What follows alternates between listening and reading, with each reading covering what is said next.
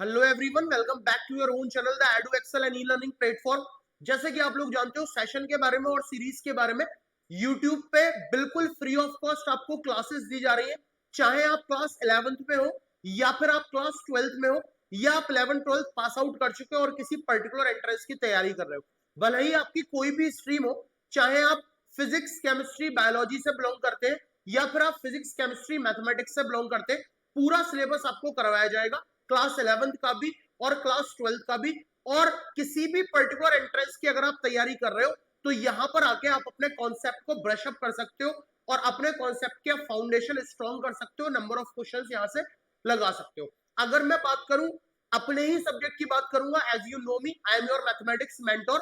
तो हमारा मैथमेटिक्स की क्लास 11th की क्लासेस की सीरीज अलग चल रही है और क्लास 12th की जो मैथमेटिक्स की सीरीज है वो अलग चल रही है। क्लास 12th की अगर हम बात करें तो हमने मैट्रिसेस चैप्टर से स्टार्ट किया था।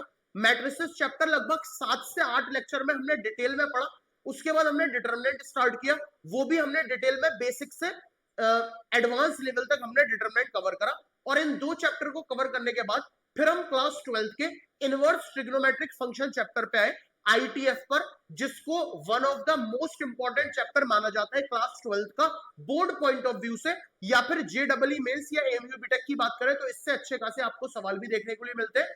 तो ये बहुत स्ट्रांग होना चाहिए। और आप अगर मेरी लेक्चर सीरीज को फॉलो करते हो, लगभग इनवर्स ट्रिग्नोमेट्रिक फंक्शन के मैंने 10 लेक्चर पढ़ाए, उन 10 लेक्चर को अगर आप फॉलो करते हो तो इनवर्स ट्रिग्नोमेट्रिक फंक्शन आपका बेहद स्ट्रांग हो जाएगा। उसके बाद हम कैलकुलस सीरीज पर आ गए, और कैलकुलस सीरीज आपको जैसा पता है क्लास 12 का एक बड़ा मेजर पोर्शन है, जिसमें दो पार्ट हमें कवर करने होते हैं। एक है डिफरेंशियल कैलकुलस और एक है integral calculus. Differential calculus, integral calculus अगर हम मिला दें तो फिर पूरी कैलकुलस हमारी क्लास 12 की कवर हो जाएगी, जेडब्ल्यू मेंस की भी कवर हो जाएगी और एमयू बीटेक की भी कवर हो जाएगी। लेकिन कैलकुलस में आने से पहले, यानी कैलकुलस सीरीज में एंट्री करने से पहले, हमारा फाउंडेशन बहुत स्ट्रांग होना चाहिए। और कैलकुलस सीरीज का जो फाउंडेशन है वो है फंक्शन। तो भले ही सीरीज का नाम कैलकुलस सीरीज हो, लेकिन हमने जो स्टार्टअप लिया है वो फंक्शन से लिया है। आज हमारा फंक्शन का लेक्चर नंबर 9 है। और फंक्शन की जितनी अच्छी अंडरस्टैंडिंग आपको होगी, जितना स्ट्रांग आपका फंक्शन होगा, उतने ही अच्छे से आप कैलकुलस के कॉन्सेप्ट को समझ पाओगे और उन पर कमांड कर पाओगे, या ये बोले कि कैलकुलस को अपनी टिप्स पर कर पाओगे। तो कैलकुलस अगर स्ट्रांग करनी है, जो क्लास 12th का मेजर पोर्शन है आपके बोर्ड्स के लिए, एमयू बीटेक से भर के सवाल आते हैं, जेडब्ल्यू मेंस में भर के सवाल आते हैं, तो आपका फाउंडेशन स्ट्रांग होना चाहिए। और कैलकुलस सीरीज का जो फाउंडेशन है वो है फंक्शन। तो उम्मीद करता हूं कि आपने पिछले 8 लेक्चर फंक्शन के डिटेल में देख लिए होंगे। आज हम बात कर रहे हैं लेक्चर नंबर 9 की, और आज का टॉपिक हम कवर करने वाले वेरियस क्लासिफिकेशन ऑफ फंक्शन। ठीक है, आज का टॉपिक हमारा रहेगा क्लासिफिकेशन ऑफ फंक्शन। ठीक है, आज का टॉपिक हमारा है आज मेरी तबीयत थोड़ी खराब है, कोई नहीं। Classification classification of function. ठीक है, ये समझ लो लगभग हम फंक्शन का एंड, फंक्शन के बिल्कुल एंड पे आ गए। ठीक है, क्लासिफिकेशन ऑफ फंक्शन, फंक्शन को क्लासिफाई कर रहे हैं। और यहां आपको क्लास 12th का थोड़ा सा टच देखने के लिए मिल जाएगा। हम इस क्लासिफिकेशन ऑफ फंक्शन में क्या क्या डिटेल में पढ़ने वाले हैं, पहले मैं आपको बता दूं। हम पढ़ने वाले हैं implicit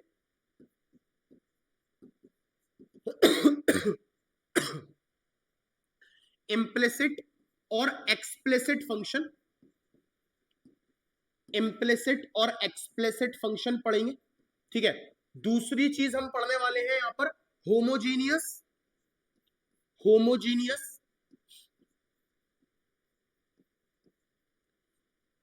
and non homogeneous function, non homogeneous function.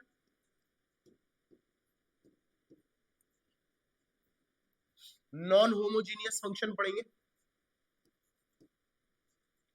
ठीक है, फिर हम बाउंडेड और अनबाउंडेड फंक्शन पढ़ेंगे, बाउंडेड एंड अनबाउंडेड फंक्शन पढ़ेंगे। अनबाउंडेड फंक्शन, ठीक है। और फिर हम बाउंडेड अनबाउंडेड फंक्शन के बाद ऑड इवन फंक्शन पढ़ेंगे, ऑड इवन फंक्शन। और फिर हम वन वन और मैनी फंक्शन पढ़ेंगे, one one and many one function पढ़ेंगे, one one and many one function पढ़ेंगे।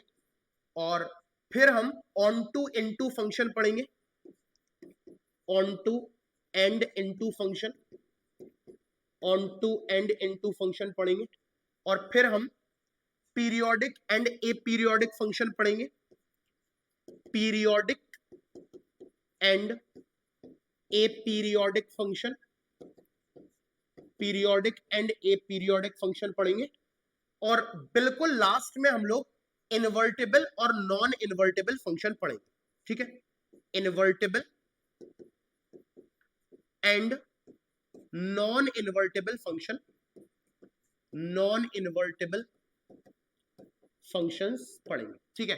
तो आप ये देखोगे कि जब हम ये टॉपिक्स को कवर करेंगे तो कहीं ना कहीं पर कैलकुलस स्टार्ट भी हो जाएगी और आपको पता भी नहीं पड़ेगा, ठीक है। तो one of the most important slide है, जो भी कुछ मैंने यहां पर लिखा हुआ है, ये सारी चीजें कैलकुलस से कनेक्टेड है। वन वन हुआ, ऑन टू हुआ, मैनी वन हुआ, इनटू हुआ, इनवर्टेबल हुआ, पीरियोडिक हुआ, ए पीरियोडिक हुआ, है ना, होमोजीनियस हुआ, ये सारी चीजें कहीं ना कहीं कैलकुलस से कनेक्ट हो जाएंगी। तो ये समझना स्टार्ट करें कि अब हम कैलकुलस का बेस हमारा बनना स्टार्ट हो गया है, फाउंडेशन कैलकुलस की बनना स्टार्ट हो गई है। आज की क्लास में हम ये सारी चीजों में से जो कवर करेंगे वो इम्प्लिसिट एक्सप्लिसिट फंक्शन में आपको पढ़ाऊंगा, होमोजीनियस एंड नॉन होमोजीनियस पढ़ाऊंगा, बाउंडेड अनबाउंडेड पढ़ाऊंगा, ठीक है। तो आज का जो हमारा टारगेट है वो ये तीन है, ठीक है। और आपको ये तीनों पढ़ने के बाद ये हमारा आज का टारगेट है, बिल्कुल इनमें क्लैरिटी आ जाएगी। आप देखते ही पहचान पाओगे कि इम्प्लिसिट फंक्शन क्या होते हैं, एक्सप्लिट फंक्शन क्या होते हैं, होमोजीनियस और नॉन होमोजीनियस क्या होते हैं, बाउंडेड फंक्शन क्या होते हैं, अनबाउंडेड फंक्शन क्या होते हैं। और बचे हुए जो नीचे के टॉपिक है ये हम कल की क्लास में कवर करेंगे और कल हमारा ये पूरा क्लासिफिकेशन ऑफ फंक्शन खत्म हो जाएगा, ठीक है। तो आज की क्लास इन तीनों के नाम करते हैं।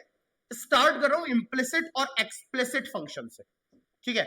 स्टार्टअप ले रहा हूं इम्प्लिसिट और एक्सप्लिसिट फंक्शन से, ठीक है।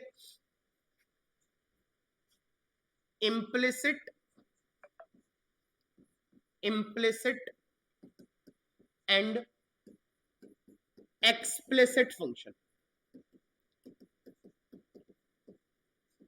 implicit और explicit function, इससे हम आज की क्लास की स्टार्टिंग करेंगे, ठीक है। डिटेल में इसको समझेंगे और उससे पहले आप इसका स्क्रीनशॉट ले लो, ये क्लासिफिकेशन ऑफ फंक्शन में आएगा, ठीक है। तो प्लीज इसका स्क्रीनशॉट ले लीजिए।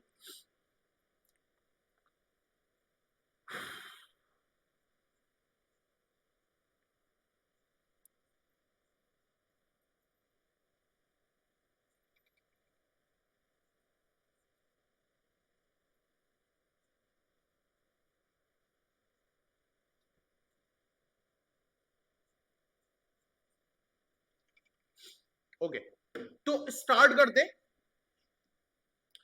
अरे ये क्या हुआ,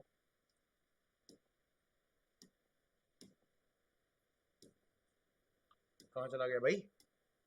हाँ, स्टार्ट करते हैं आज का टॉपिक जो है हमारा इम्प्लिसिट और एक्सप्लिसिट फंक्शन। देखो बहुत डिटेल में समझ में आने वाला है, तो टेंशन की कोई बात यहां पर नहीं है, ठीक है। अगर मैं दो चीजें होती है हमारी, एक होता है एक्स और एक होता है वाई, ठीक है। एक्स जो है हमारा वो आप जानते हो, इसको हम इंडिपेंडेंट वेरिएबल बोलते हैं। एक्स हमारा इंडिपेंडेंट वेरिएबल कहलाता है, ठीक है। एक्स हमारा इंडिपेंडेंट वेरिएबल कहलाता है।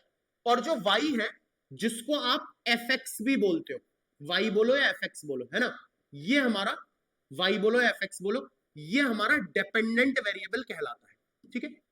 ये हमारा डिपेंडेंट वेरिएबल कहलाता है। दो चीजें होती है, ये बात मैं आपको पिछले लेक्चर्स में क्लियर करा चुका हूं कि एक्स को हम इंडिपेंडेंट वेरिएबल बोलते हैं और वाई को हम लोग डिपेंडेंट वेरिएबल बोलते हैं, क्योंकि एक्स पर डिपेंड कर रहा है, ठीक है।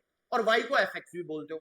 अब अगर मैं एक्सप्लिसिट फंक्शन की बात करूं, अगर मैं एक्सप्लिसिट फंक्शन की बात करूं, बहुत ध्यान से समझना, एक्सप्लिसिट फंक्शन तो क्या है? If a function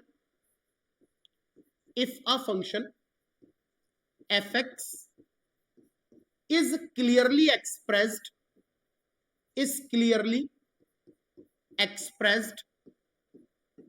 in terms of x, then it is explicit function, ठीक है? अगर किसी फंक्शन को आप x के टर्म में क्लियरली एक्सप्रेस कर पा रहे हो तो उसको आप एक्सप्लिसिट फंक्शन बोलोगे, और अगर आप नहीं कर पा रहे तो फिर आप उसको इम्प्लिसिट फंक्शन बोलोगे, ठीक है? इम्प्लिसिट क्या होगा? इम्प्लिसिट फंक्शन क्या बोलेंगे कि if a function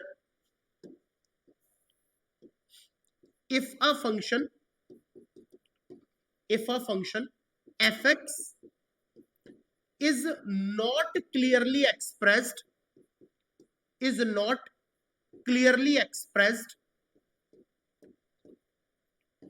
in terms of x, then it is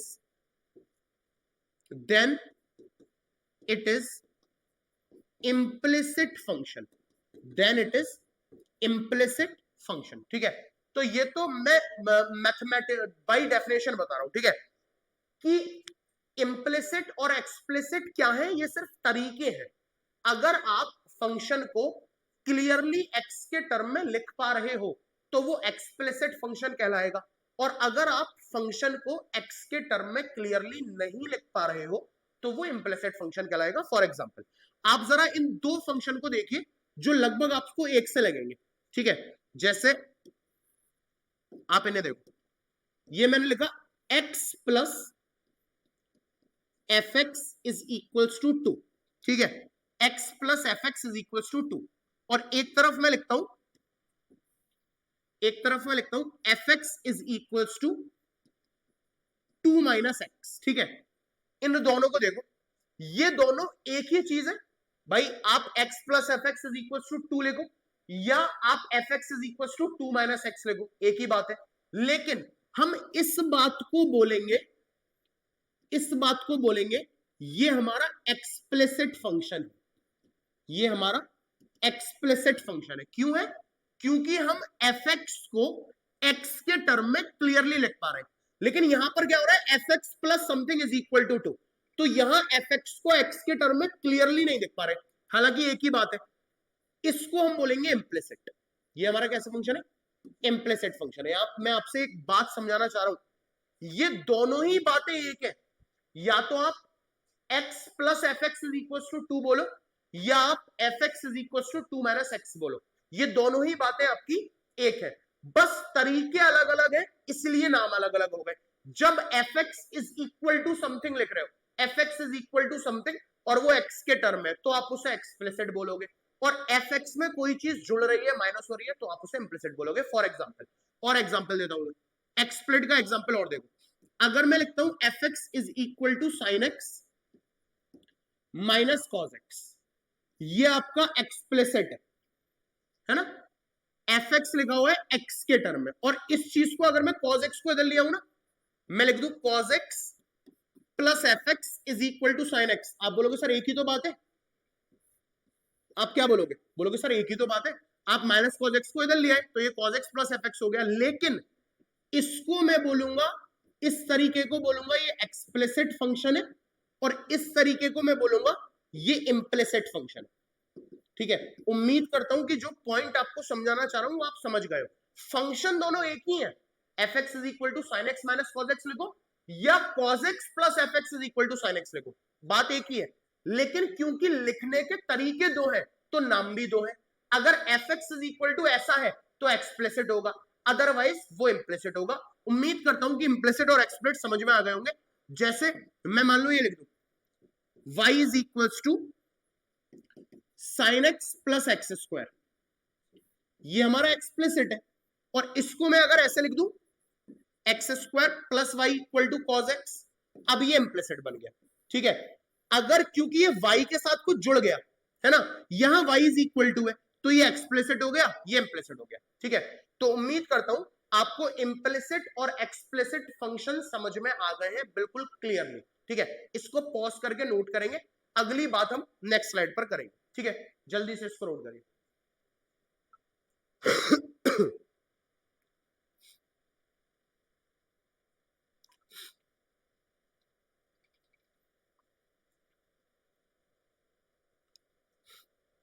जल्दी बेटा नोट करेंगे।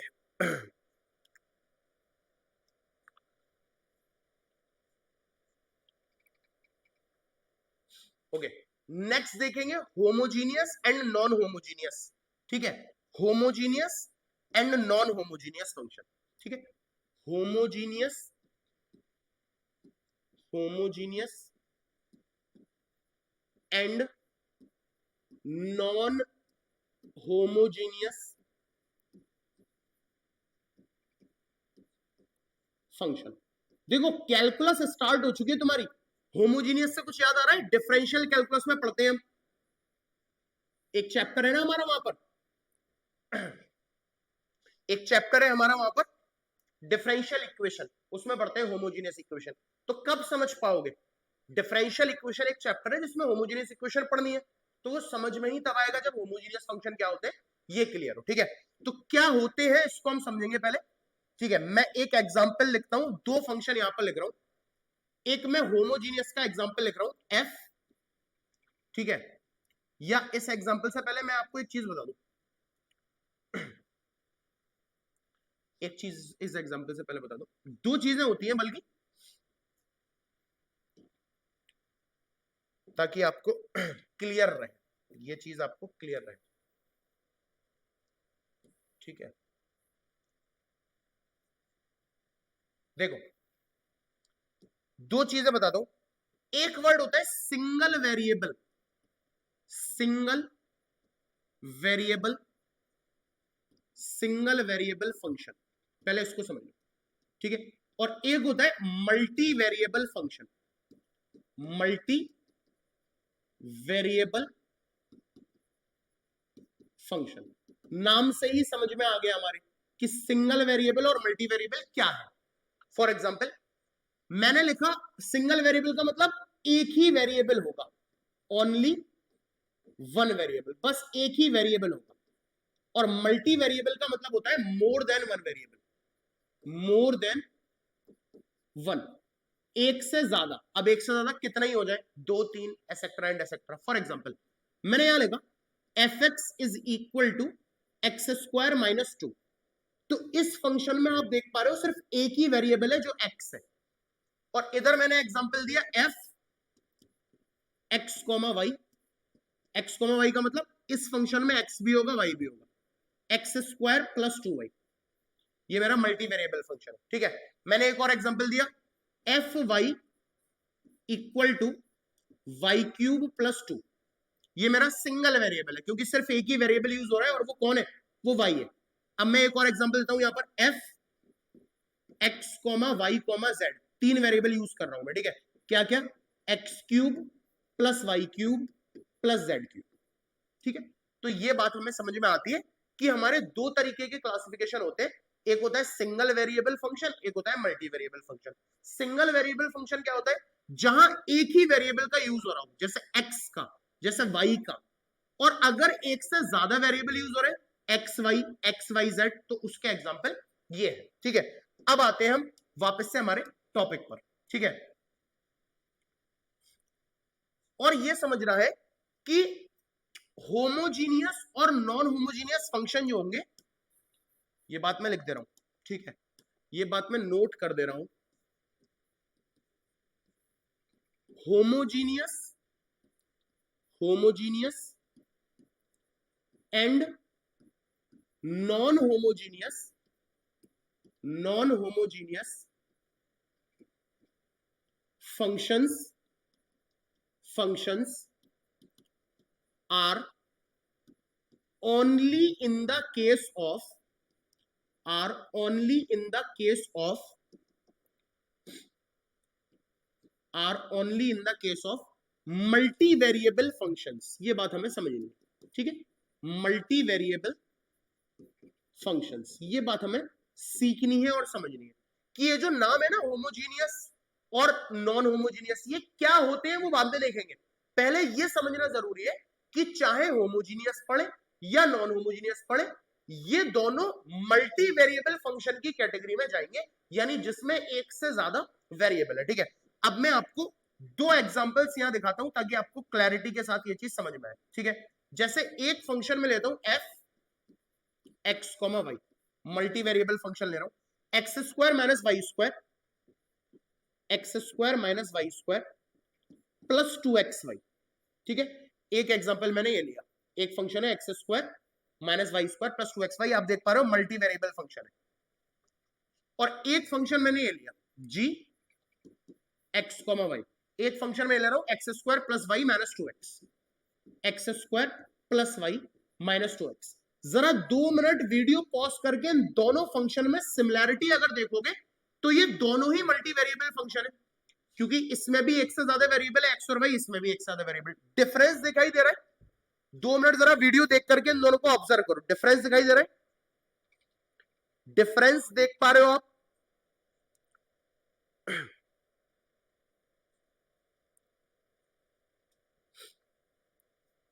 डिफरेंस देख पा रहे हो क्या है?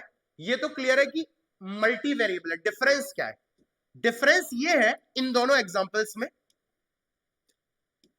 कि इस एग्जांपल में डिग्री हर टर्म की एक ही है, degree of each term is same, that is 2, that is 2, so it is a homogeneous function, so it is a homogeneous function।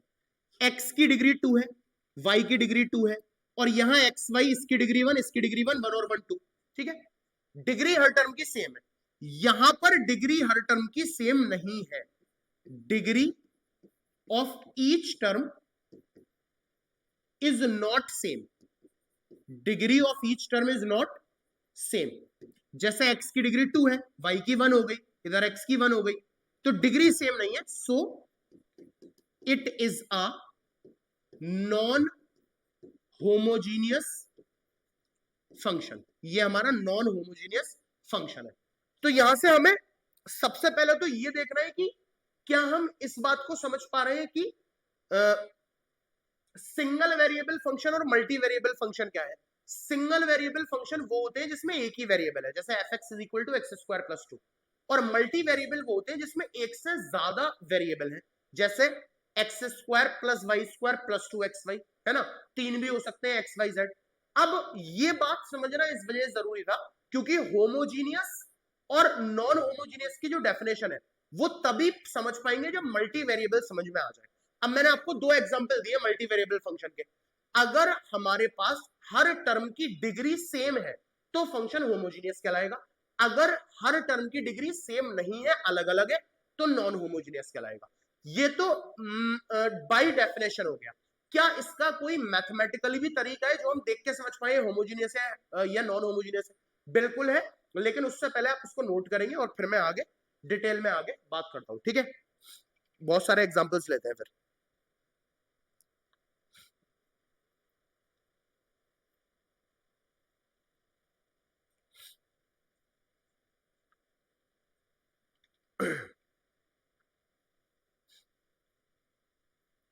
ठीक है, ये मैं बल्कि एक हेडिंग पढ़वा दूंगा, डाल लो, procedure to check function is homogeneous or not. Procedure procedure to check function is homogeneous or not, homogeneous or not. क्या कोई तरीका है जिससे पता पड़ जाए कि फंक्शन हमारा होमोजीनियस है या नहीं है? ठीक है, दो स्टेप आपको याद रखने, मैं यहां पर नोट करवाता हूं। स्टेप नंबर 1, स्टेप नंबर 1, पहला स्टेप क्या है? Replace x replace x with tx and replace y with ty। ठीक है, x को tx से रिप्लेस करेंगे और y को ty से रिप्लेस करेंगे। ठीक है, उसके बाद स्टेप नंबर 2 क्या है? स्टेप नंबर 2 क्या है? इफ फंक्शन जो है हमारा tx ty इस फॉर्म में अगर आ जाता है t की पावर n इंटू t की power n into f of tx into ty, अगर इस फॉर्म में आ जाता है तो वो हमारा होमोजीनियस कहलाएगा। देन फंक्शन इज होमोजीनियस और उस फंक्शन की जो डिग्री होगी विद डिग्री वो ये होगी, दैट इज n। बस ये दो स्टेप याद रखो, अभी एग्जांपल से भी समझाऊंगा। ठीक है, अगर हमारा फंक्शन इस फॉर्म में आ जाता है तो फंक्शन को होमोजीनियस बोलेंगे जिसकी डिग्री क्या होगी? n होगी। दो स्टेप आपको याद रखने, ये मैथमेटिकल अप्रोच है ये चेक करने का कि फंक्शन होमोजीनियस है या नहीं। क्या है कि आप x की जगह tx रखो और y की जगह ty रखो। पहला स्टेप, x की जगह tx, y की जगह ty। और अगर आपका वो जो फंक्शन बना f tx, ty, अगर वो सॉल्व करके t की power n into same function अगर आ जाता है, कौन सा फंक्शन है?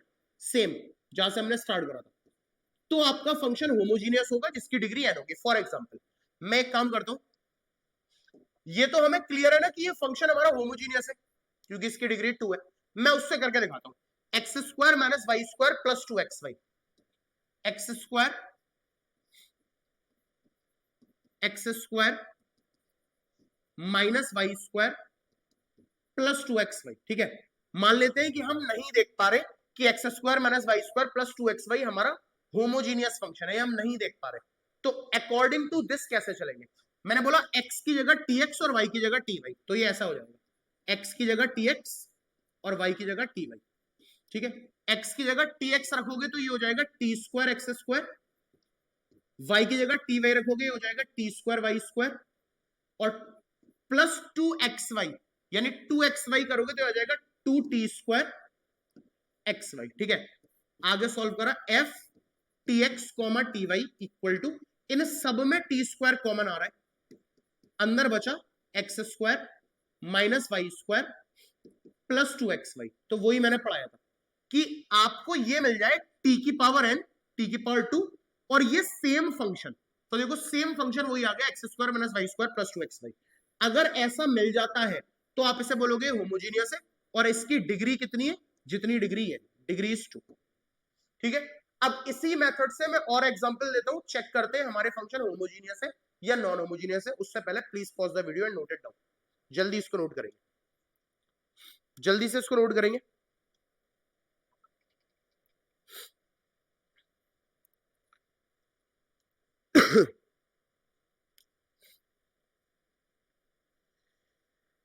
चलो मैं फ्रेश पेज पे दो एग्जांपल्स लेता हूं और इसी से हम चेक करेंगे। ठीक है, तो एक एग्जांपल है आपके सामने,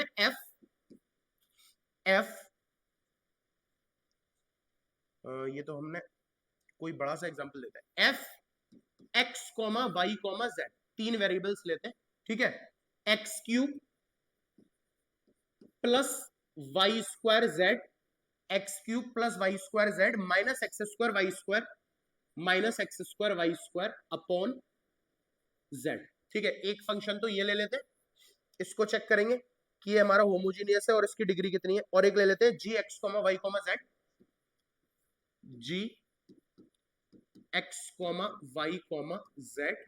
ठीक है, इसको भी चेक करेंगे,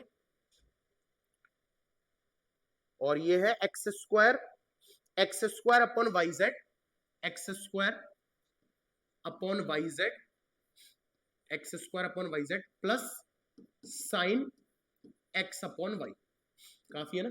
ठीक है, x square upon y z plus sine x upon y. ठीक है, और कांस्टेंट भी कर लेते हैं प्लस 5। ये दो फंक्शन, मुझे क्या करना है?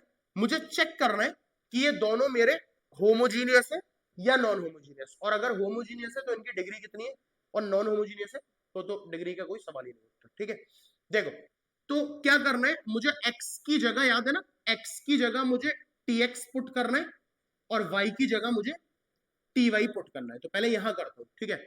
तो f x की जगह मुझे tx पुट करना है, y की जगह मुझे ty, और जाहिर सी बात है z आ गया तो z की जगह मैं tz पुट करने वाला हूं, ठीक है।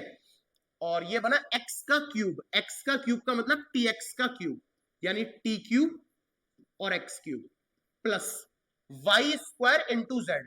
वाई स्क्वायर का मतलब हो गया t square y square into z. Z का मतलब हो गया, जेड की जगह में टी जेड रख रहा हूं, है ना, जेड की जगह में टी जेड रख रहा हूं, क्लियर है। जेड की जगह रख दिया मैंने टी जेड, ठीक है। तो ये हो गया मेरा y square into z minus x square y square, यानी टी स्क्वायर एक्स स्क्वायर और वाई स्क्वायर। वाई स्क्वायर का मतलब t square y square upon z का मतलब टी जेड। ये मैंने रख दिया। अब इसको मैं सॉल्व कर रहा हूं।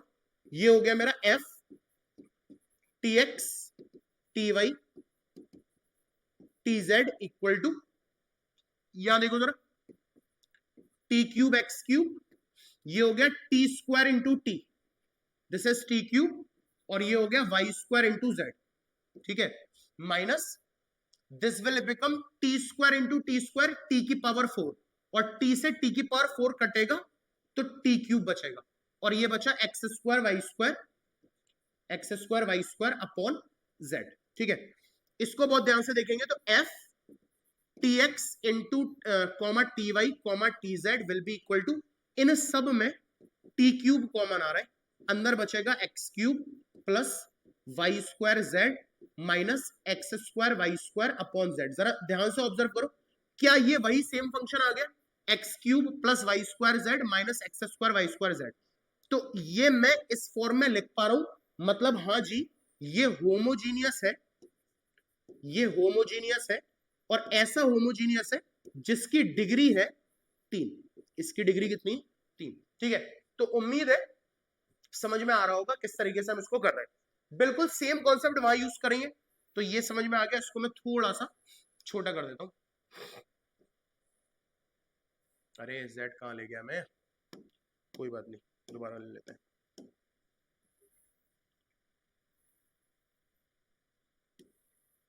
ठीक है, इसको मैं थोड़ा सा और, दिख रहा होगा, ठीक है। अब आ जाता हूं मैं इधर, इधर देखो जरा क्या हो रहा है, इधर देखते हैं क्या हो रहा है। तो इधर भी मैं सेम काम कर रहा हूं, x की जगह में tx रखूंगा, y की जगह में ty रखूंगा, और z की जगह में tz रखूंगा, ठीक है। ओके, एक्स स्क्वायर का मतलब t square x square y into z, y into z, ठीक है। वाई इंटू जेड का मतलब हो गया t into t t square, और y into z y z, ठीक है, plus sine x upon y. X upon y का मतलब हो गया t x upon t y, ठीक है, t x upon t y plus 5, ठीक है। इसको देखते हैं, ये हो गया जी t x comma t y comma t z equal to, ये हमारा अगर ध्यान से देखेंगे तो टी स्क्वायर से टी स्क्वायर तो कैंसिल हो गया, है ना, यहां बचा x square upon y z, और यहां टी से टी कैंसिल हो गया, ये बचा sine x upon y plus 5। ये सेम फंक्शन आ गया, और बाहर में टी की पावर 0 कर दे रहा हूं, क्योंकि टी की पावर 0 कितना होता है, 1 होता है, तो 1 इंटू सेम फंक्शन। तो ये हमारा होमोजीनियस है, लेकिन ऐसा होमोजीनियस है जिसकी डिग्री, ये हमारा होमोजीनियस है लेकिन इसकी डिग्री जो है वो 0 है, ठीक है। तो उम्मीद करता हूं अब आप किसी भी फंक्शन को देख के बता पाओगे कि ये होमोजीनियस है या नॉन होमोजीनियस है, ठीक है। जल्दी से पॉज करके इसको नोट करेंगे, फिर आगे बात करते हैं।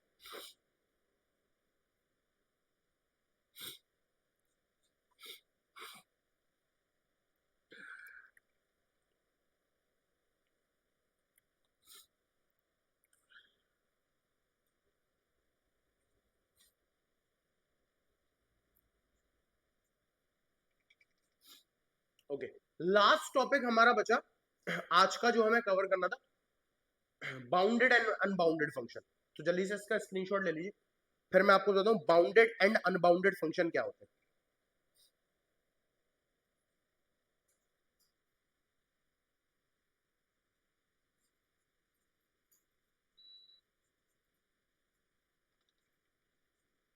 Okay, bounded and unbounded function. अब बात करते हैं हमारे लास्ट टॉपिक की, बाउंडेड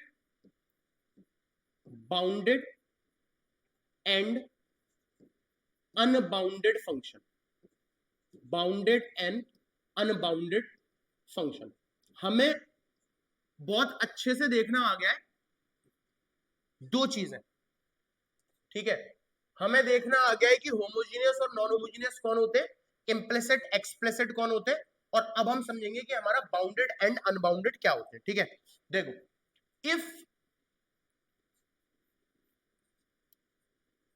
ये ऐसे नहीं, ऐसे देखो, a function y equal to fx is said to be bounded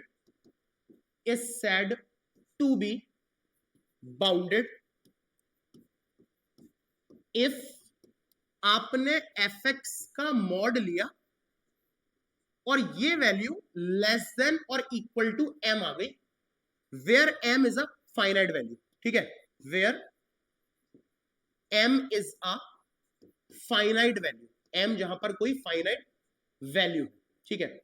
otherwise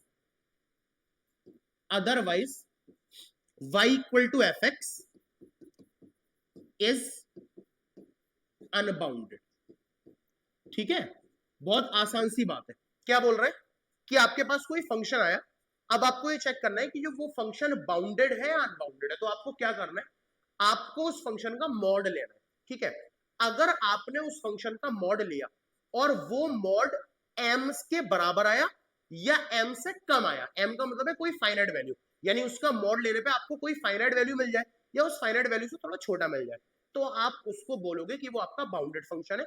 अगर वो फाइनाइट वैल्यू नहीं दे रहा, बहुत लंबा चौड़ा आंसर दे रहा है, इन्फिनिटी को अप्रोच कर रहे हैं, तो आप बोलोगे वो आपका अनबाउंडेड फंक्शन है। फॉर एग्जांपल, मैं एग्जांपल लेता हूं उसके लिए। जैसे आप देखो fx is equal to x square. एक फंक्शन ये ले लेते हैं, fx is equal to x square. एक फंक्शन ये ले लेते हैं और एक फंक्शन ले लेते हैं gx is equal to sine x, ठीक है। gx is equal to sine x, दोनों को देखो, ठीक है। एक एग्जांपल लिया है मैंने आपके सामने, fx is equal to x square, एक मैंने लिया है gx is equal to sine x. अब अकॉर्डिंग टू द डेफिनेशन, अगर आप इस fx का मॉड लेते हो, ठीक है, अगर आप इस fx का मॉड लेते हो, मतलब आप एक्स स्क्वायर का मॉड ले रहे हो, ठीक है। और ये जो fx का मॉड है, इसकी मैक्सिमम वैल्यू क्या हो सकती है, एक्स स्क्वायर का मॉड। एक्स स्क्वायर तो बहुत हो सकता है ना, एक्स की वैल्यू 100 भी डाल सकते हो, 100 का स्क्वायर बहुत हो सकता है। तो इसकी मैक्सिमम वैल्यू इन्फिनिटी को अप्रोच कर रही है, मॉड की जो मैक्सिमम वैल्यू है वो इन्फिनिटी को अप्रोच कर रही है, यानी ये मेरा अनबाउंडेड फंक्शन कहलाएगा, ये मेरा अनबाउंडेड फंक्शन कहलाएगा। जबकि आप इसको देखो, अगर आप इसका मॉड ले लेते हो ना, तो इसका मतलब हो जाएगा साइन एक्स का मॉड। और आप बहुत अच्छे से जानते हो कि अगर आप इसकी मैक्सिमम वैल्यू सोचो तो साइन एक्स 1 से बड़ा नहीं हो सकता। साइन एक्स की मैक्सिमम वैल्यू 2 थोड़ी हो सकती है, साइन एक्स की मैक्सिमम वैल्यू कितनी होगी, ट्रिग्नोमेट्री में पढ़ा था 1 होगी। तो भाई इसकी मैक्सिमम वैल्यू 1 आ रही है, यानी मॉड करने पर हमें एक फाइनाइट वैल्यू मिल रही है जो कि 1 है। तो ये हमारा एग्जांपल हो जाएगा किसका, बाउंडेड का, ठीक है। तो बाउंडेड और अनबाउंडेड चेक करना बेहद आसान है। आप गिवन फंक्शन का मॉड लो, अगर आपको उसकी मैक्सिमम वैल्यू इन्फिनिटी की तरफ अप्रोच होती हुई दिख रही है तो आप अनबाउंडेड बोलोगे, और अगर कोई फाइनाइट रिजल्ट मिल रहा है 1 2, तो आप उसको बोलोगे वो आपका कैसा है, बाउंडेड है। तो आज की क्लास में हमने 3 चीजें कवर करनी है। एक मैंने आपको बताया होमोजीनियस और नॉन होमोजीनियस फंक्शन क्या होता है, कैसे फंक्शन को देख के पहचानोगे, प्रोसीजर क्या है चेक करने का। फिर मैंने आपको बताया इम्प्लिसिट और एक्सप्लिसिट फंक्शन क्या होता है, कैसे पहचानोगे। और लास्ट में मैंने आपको बताया कि बाउंडेड और अनबाउंडेड फंक्शन क्या होता है, कैसे पहचानोगे। नेक्स्ट क्लास में जो हमारे बचे हुए क्लासिफिकेशन थे, इवन ऑड, है ना, पीरियोडिक अपीरियोडिक, वो सारी चीजें हम नेक्स्ट क्लास में डिटेल में डिस्कस करेंगे और फंक्शंस को एंड करने वाले हैं, कैलकुलस पे जंप करने वाले हैं। अगर वीडियो पसंद आ रही है तो इसको लाइक कर दीजिए, चैनल को सब्सक्राइब कर लीजिए और जितना ज्यादा हो सके उतना ज्यादा इस वीडियो को शेयर कीजिए। Okay, thank you very much.